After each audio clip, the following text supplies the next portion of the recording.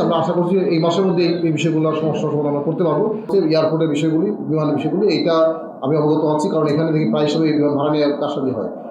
আন্তর্জাতিক রুটে যেটা বিমান ভাড়া কম বেশি হয় সেটা কিন্তু আপনার আয়াতের কারণে যে তারা কিছু ইন্টারন্যাশনাল কিছু অব্লিগেশন আছে, কিন্তু ডোমেস্টিক ইয়ারের বিমান ভাড়া সকালে একরকম, 1 ঘন্টা পর একরকম, সকালে একরকম 3,000 টাকা, দুপুরের মধ্যে 11,000 টাকা হয়ে যায়, এটা কোনোভাবেই গ্রহণযোগ্য না। এবং এইটার সাথে সিমিলারলি কিন্তু অন্যান্য রুটের ভাড়া বাড়ে না, চিটাং রুটে ভাড়া বাড়ে না, সৈয়দপুর বাড়ে না, শুধু সিলেক্ট রুটে এরকম। তো এইটার কোথায় কি কারসাজি আছে আমি এটা দেখে এই সপ্তাহে না পরে আমি ডাকবো এদেরকে, যারা বিমান অপারেটর আছে, সমস্যাটা কোন জায়গায় কেন হচ্ছে এটা।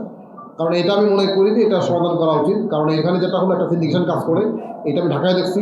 সেটা হলো যে আপনার যে সৌদি আরব থেকে আপনি দুবাই থেকে যখন ঢাকায় আসে টিকিট ভাড়া 35-40 হাজার টাকা, আর ঢাকা থেকে যখন জেদ্দা টিকিট করতে হয়, দুবাইতে করতে হয়, তখন 70-80 হাজার টাকা। এটা নিয়ে যখন আমি আগে মন্ত্রণালয় ছিল, প্রবাসীকরণ মন্ত্রণালয়, আমরা মিটিং করেছি, একটা সার্কুলার ইস্যু করা হয়েছে বিমান মন্ত্রণালয় থেকে যে কোনো ধরনের ব্লক বুকিং হবে না, যে পাসপোর্ট নাম্বার ছাড়া পিএনআর কোনো ইস্যু হবে না।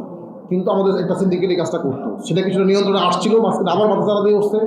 এখন ইন্টারন্যাশনাল রুটে কিছুটা নিয়ন্ত্রণ থাকলেও ডোমেস্টিক রুটে, বিশেষ করে ঢাকা টু সিলেট রুটে, এখানে বিমান ভাড়া অনেক বেশি। তো এটা নিয়েও কি কাজ কী করা যায় আমি দেখি এটা। তারপরে বিমান এয়ারপোর্টের আপনার যে অধিগ্রহণের কিছু সমস্যা আছে, এখানে অনেক লোকজন জমি বাড়িঘর তৈরি করতে পারছে না, কারণ এটা 4টা নোটিশ করা হয়েছে, কিন্তু এখন পর্যন্ত সেটা অধিগ্রহণ কাজ শেষ হয়নি। বিভিন্ন কারণে এটা চেঞ্জ করা হচ্ছে, নানা কারণে। তো এটা নিয়ে আমি কাজ করছি যে যাতে করে কোনোভাবেই এই লোকজনের যাতে একটা কষ্ট বইতে না হয়, কারণ অনেকেই বাড়িঘর করতে পারছে না, কারণ যেহেতু এটা অ্যাকোয়ারের প্রক্রিয়া আছে, ফলে সে এখন বাড়িঘর নতুন করে নির্মাণ করলে সে কোনো ক্ষতিপূরণ পাবে না, ফলে তারা করতে পারছে না। এই বিষয়গুলো আমরা অবগত হয়েছে, এটা নিয়ে কথা বলছি। আমরা আশা করছি এই মাসের মধ্যে এই বিষয়গুলোর সমস্যার সমাধান আমরা করতে পারবো।